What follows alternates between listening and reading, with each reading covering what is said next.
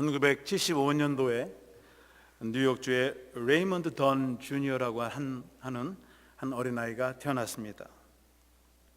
그런데 이 아이는 태어날 때부터 머리뼈가 골절되었고 산소 부족으로 인해서 심각한 발달 장애를 가지고 태어났습니다. 아이가 자라면서 하루에 20번 이상의 전신 마비 증세를 일으키기도 했습니다. 앞을 보지도 못했고 듣지도 못했고 또 자유롭게 몸을 움직이지도 못했습니다. 또 몸이 약해서 여러 가지 알레르기를 가지고 있었습니다.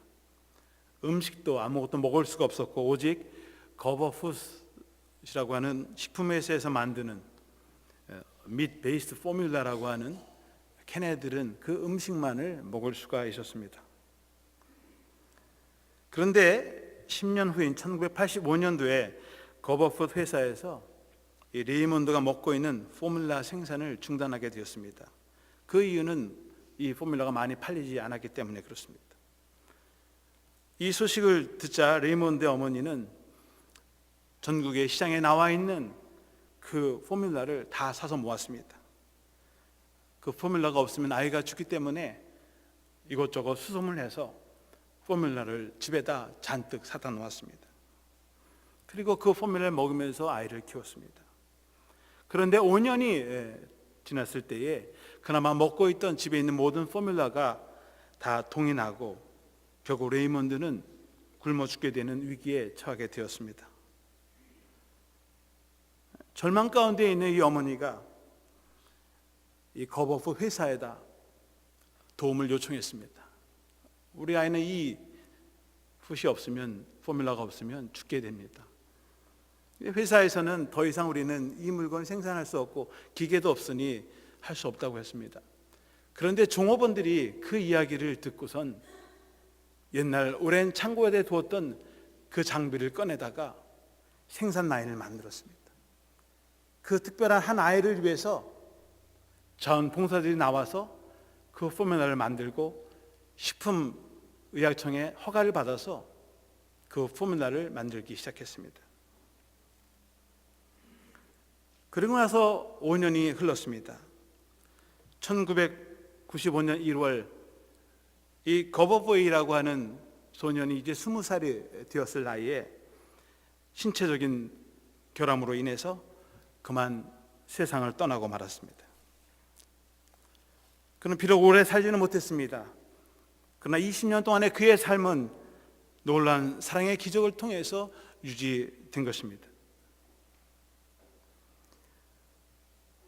오늘 본문에서 주님은 누가 그의 이웃이냐, 누가 레이몬드의 이웃이냐라고 묻는다고 하면 레이몬드의 생명을 연장시켜준 자원봉사자들, 아마 그의 어머니, 부모님이 진정한 그의 이웃이 될 것입니다. 오늘 본문에 나오는 선한 사마리아인의 비유는 한 율법 교사가 예수님께 나와서 시험하면서 질문할 때 답변해 주신 그런 대답입니다. 25절 말씀에 어떤 율법 교사가 일어나 예수를 시험하여 이르되 선생님, 내가 무엇을 하여야 영생을 얻으리이까? 율법 교사라고 하면 율법에 정통한 선생님입니다. 누구보다 율법에 정통한 사람이 주님께 나와서 질문했습니다. 내가 어떻게 해서 해야 영생을 얻겠습니까? 그런데 그러한 질문이 정말 자신이 궁금해서 하는 질문 같으면 좋았을 텐데 예수님을 시험하기 위해서 했던 질문이다라고 하는 것입니다. 의도가 불순합니다. 보통 학교에서 학생들이 선생님에게 질문을 할 때 4가지 종류의 질문을 한다고 합니다. 4가지 부류의 학생들이 있다고 합니다. 첫 번째는 선생님을 어렵고 곤란하게 만들기 위해서 하는 질문이 있다고 합니다. 선생님이 얼마나 아나 모르나 테스트도 하고요. 선생님을 곤경에 빠뜨리기 위해서 하는 질문이 있다고 합니다.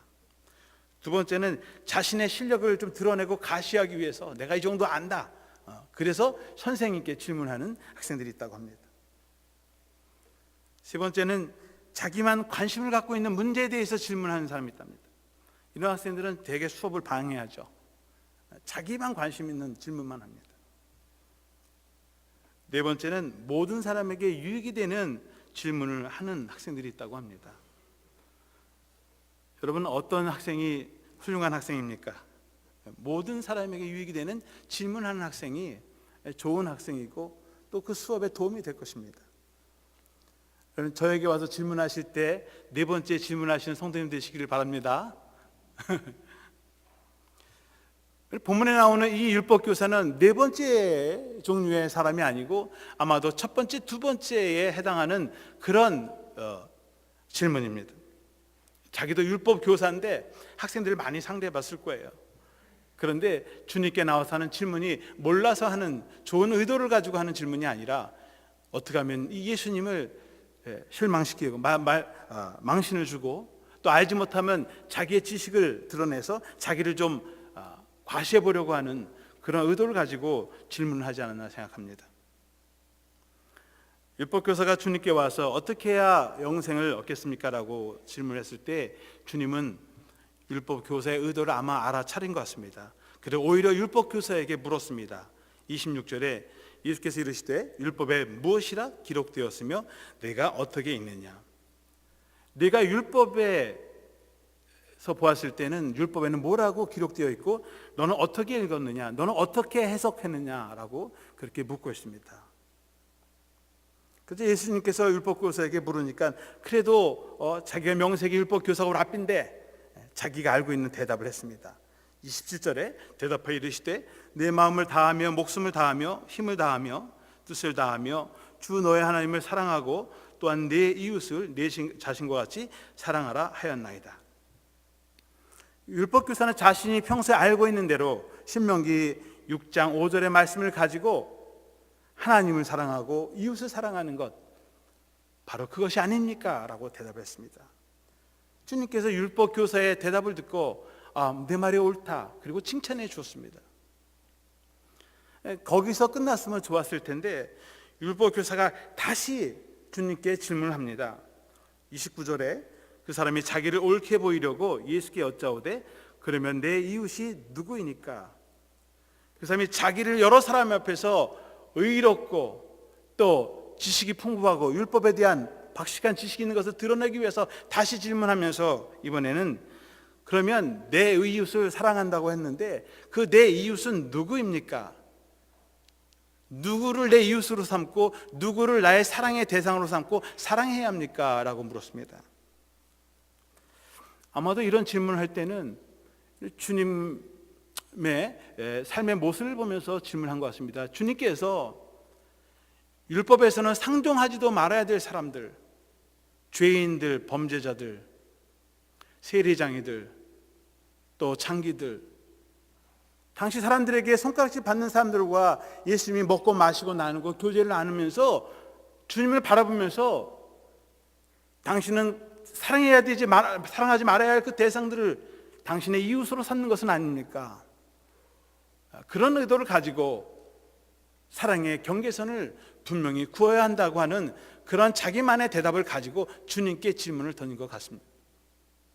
그럴 때 주님께서 이 선한 사마리아 사람의 이야기를 들려주신 것입니다. 어떤 사람이 예루살렘에서 여리고로 내려가다 강도를 만났습니다. 강도에게 매를 맞아서 귀중품 옷을 다 빼앗기고 피를 흘리며 거의 죽어가고 있을 때에 그 앞에 한 제사장이 지나갔습니다. 그런데 그 제사장은 그 사람을 보고도 못 본 채하고 피하고 그냥 지나갔습니다.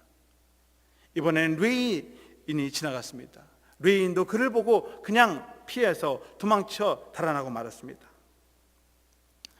때마침 한 사마리아인이 여행 중에 길을 가다가 그 강도 만난 사람을 보고 그를 데려다가 주막에 데리고 가서 2데나리온을 주고 그를 치료해 주고 그를 살려주었다고 하는 것입니다. 바로 이 선한 사마리아 사람이 바로 강도 만난 그 사람의 이웃이 아니겠느냐라고 하는 것이 주님의 대답이었습니다. 저는 이 주님이 하신 사마리아인의 비유를 통해서 한 2-3가지의 질문을 갖게 되었습니다. 첫 번째로는 주님은 이 비유에서 강도 만난 사람에 대한 신상 정보에 대해서는 전혀 말씀하시지 않았습니다. 강도 만난 사람 앞을 지나간 사람은 제사장이고, 또 한 사람은 레인이고, 또 한 사람은 선한 사마리안인데, 강도 만난 사람의 신분이나 그의 인종이나 그의 신상에 대해서는 전혀 언급하지 않았다고 하는 것입니다.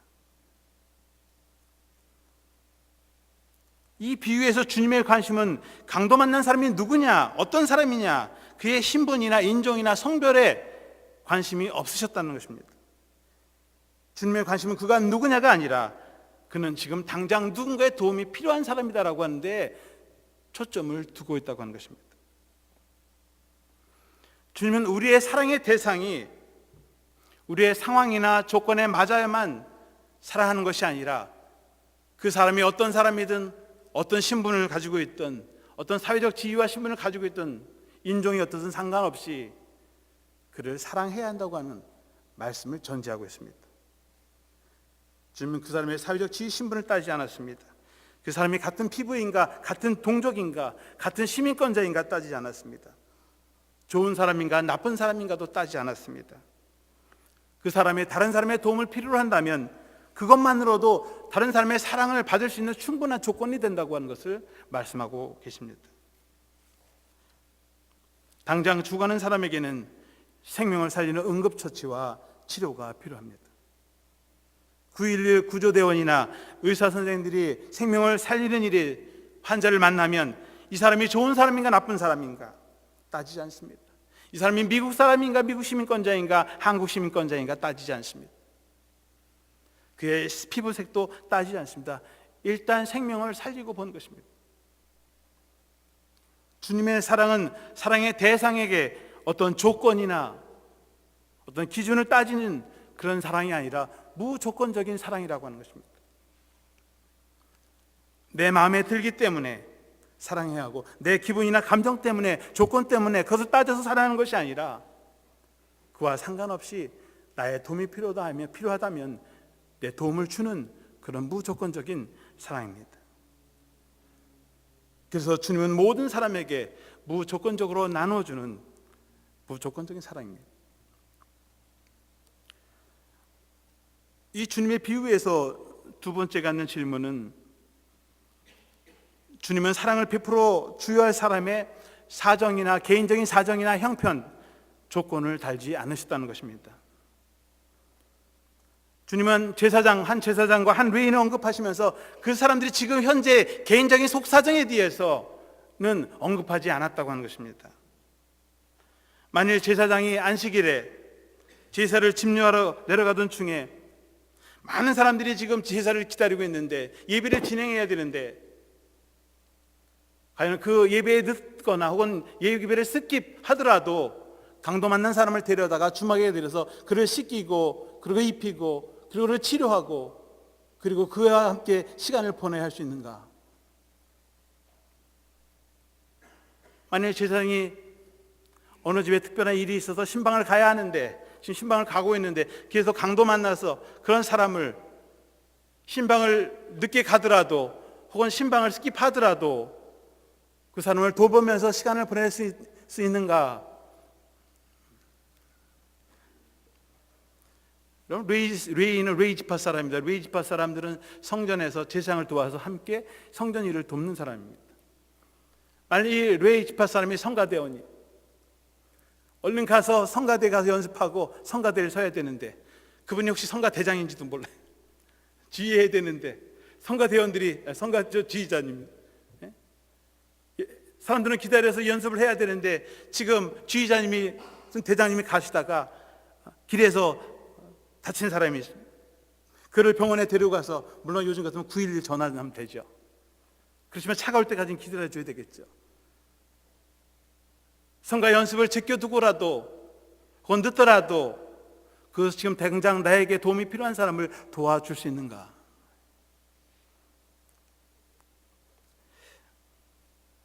여러분, 그런 문제가 오늘 나에게 지금 이런 상황이 오늘 아침 내가 오늘 교회 오는 길에 생겼다면 과연 우리는 어떻게 해야 합니까?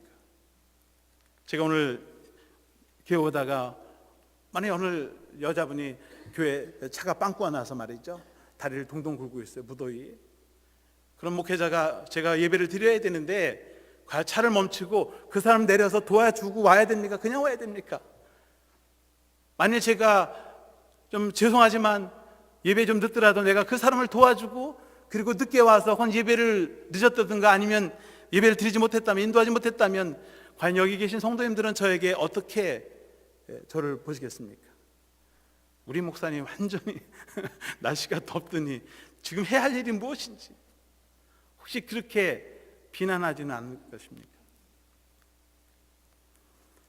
정말 그런 것마저도 우리가 충분히 이해해주고 마음을 합해서 격려해주고 함께 마음으로라도 동참해줄 수 있지는 않겠는가? 주님은 우리의 상황, 지금 나의 상황, 조건에 대해서 이야기하지 않고 있습니다.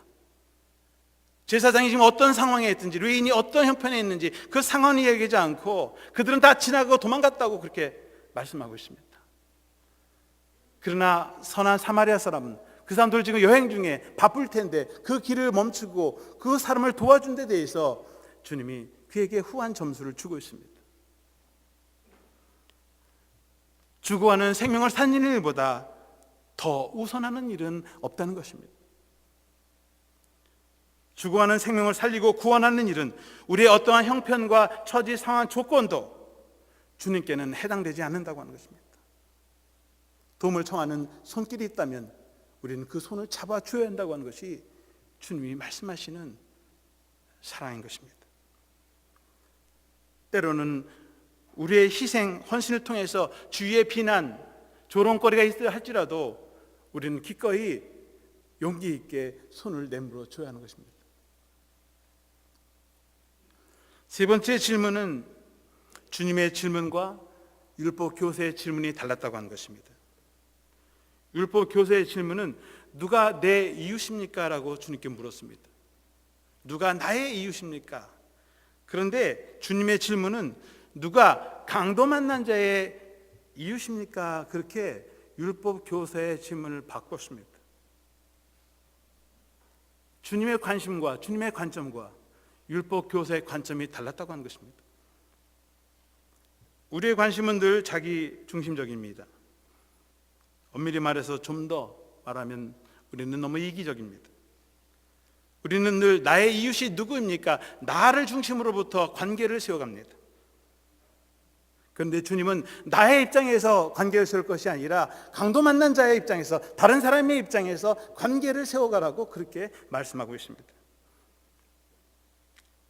만약에 저의 이웃인, 나의 이웃이 누구냐고 따진다고 하면 저의 이웃은 제가 사랑하는 아내일 것이고 제 두 아들일 것이고 위로는 제 부모님, 또 형제들, 혹은 가까운 친구 목사님들, 또 친구들, 또 우리 성도님들, 또 그렇게 해서 제 관계의 이웃들이 점점 넓혀갈 것입니다.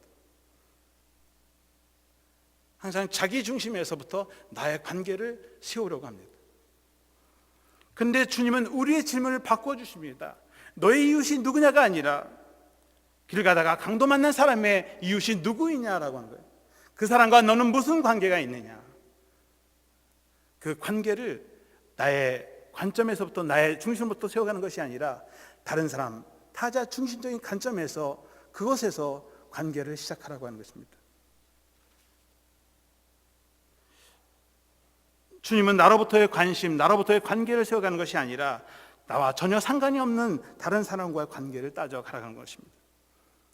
영생의 길이라고 하는 건 사랑의 길이라고 얘기했고, 오늘 율법 교사가 하나님 사랑, 이웃 사랑, 그것이 영생의 길로 가는 길이라고 그렇게 대답을 했습니다. 영생의 길, 사랑의 길은 하나님 사랑하고 이웃을 사랑하는 것인데, 나의 관점에서 하나님을 사랑하고 내 입장에서 이웃을 사랑하는 것이 아니라 하나님의 입장에서 나를 생각하고 하나님의 관점에서 나를 바라보고 하나님의 관점에서 나와 관계를 세우고 이웃의 관점에서, 이웃의 중심에서 나와의 관계를 세워가는 것이에요. 바로 그것이 주님 말씀은 사랑의 길이요 영생의 길인 줄로 믿습니다. 주님은 나와 가장 가까운 사람, 나와 피를 나눈 사람, 내가 잘 알고 있는 사람, 나에게 잘 해주는 사람, 그 사람만이 이웃이 아니라 나의 도움을 필요로 하는 사람, 바로 그 사람이 나의 이웃이라고 말씀하고 있는 것입니다. 36절에 네 생각에는 이 세 사람 중에 누가 강도 만난 자의 이웃이 되겠느냐? 율법 교사의 질문을 바꿨습니다. 너의 친구고 너의 이웃이 누구냐가 아니라 강도 만난 사람의 친구가 누구냐, 이웃이 누구냐, 그렇게 묻고 있습니다. 여러분, 율법 교사 입장에서는 선한 사마리아인은 친구가 될 수가 없어요. 레위인의 입장에서는 사마리아인이 친구가 될 수 없습니다. 제사장도 사마리아인하고 될 수가 없어요. 선한 사마리아 사람이 레위인에게 혹은 유대인에게 나가 친구합시다 그런다고 해서 친구가 되어주지 않습니다. 다시 말하면 선한 사마리아인이 아무리 애를 써도 제사장이나 레위인이나 강도 만난 유대인이라 할지라도 자기가 관계를 세워진다고 세워지는 것이 아닙니다. 왜? 그들이 거부하기 때문에 그렇습니다. 내가 다른 사람을 이웃으로 삼는다고 해서, 친구로 삼는다고 해서 그 친구가 나의 친구가 되어주는 것이 아니라 그 사람이 나를 친구로 받아줄 때에 진정한 이웃의 관계, 친구의 관계가 세워지는 것입니다.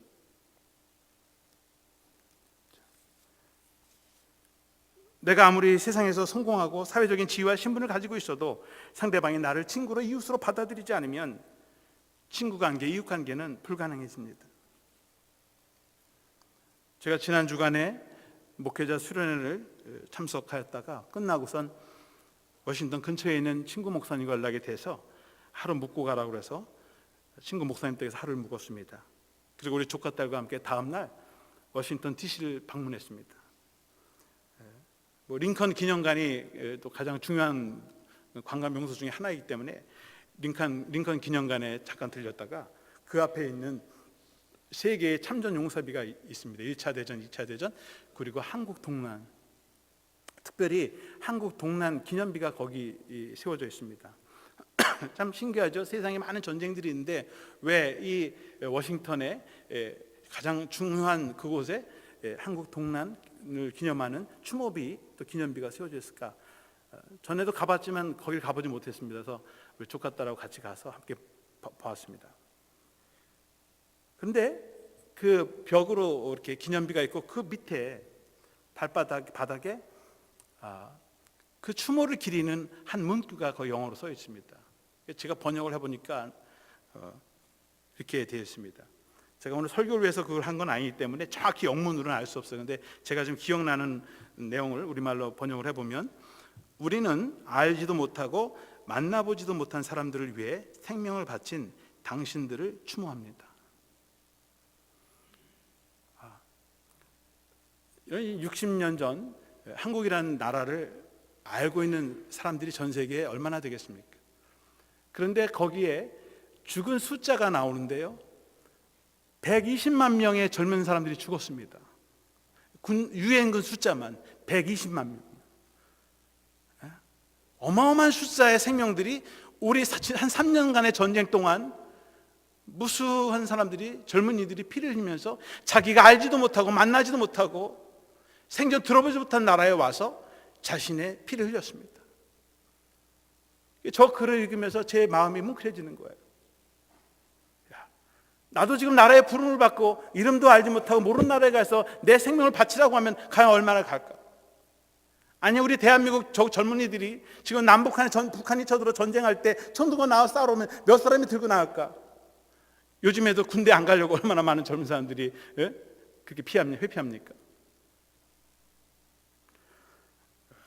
그런데 정말 그 나라 이름들 보니까요, 뭐 터키, 저도 잘 안 가본 나라죠. 뭐 아프리카, 가나, 뭐 이런 나라에서도 왔어요. 그러니까 우리도 전혀 모르는 나라 이름들이 거기에 있습니다. 수십 개의 나라들 이름들이 있는데 다 외울 수도 없어요. 그 사람들이 알지도 못하는 나라에 와서 그 사람들을 구원하기 위해서 자기의 목숨을 아낌없이 내어주고 싸웠다는 것이죠. 그분들은 우리를 알고 있는지 모르겠어요, 그 국민들은. 그런데 제가 그 자리에, 기념비 자리에 쓰면서 이분들이 정말 그런 사람들이 있었구나, 그들이 우리의 이웃이구나, 우리의 친구였구나라고 하는 그런 생각을 갖게 됩니다. 내가 다른 사람을 친구로 산다고 삼아지는 것이 아니라 그 사람이 나를 친구로 받아줄 때 우리는 진정한 친구의 관계, 사랑의 관계가 세워진 것입니다. 전도와 선교는 가까운 이웃에게, 알고 있는 사람에게만 다가가는 것이 아니라 우리가 알지도 보지도 못한 사람에게 이웃이 되어주고 친구가 되어주기 위해서 찾아가는 것입니다. 30절에 보시면 이르되 자비를 베푼 자니이다.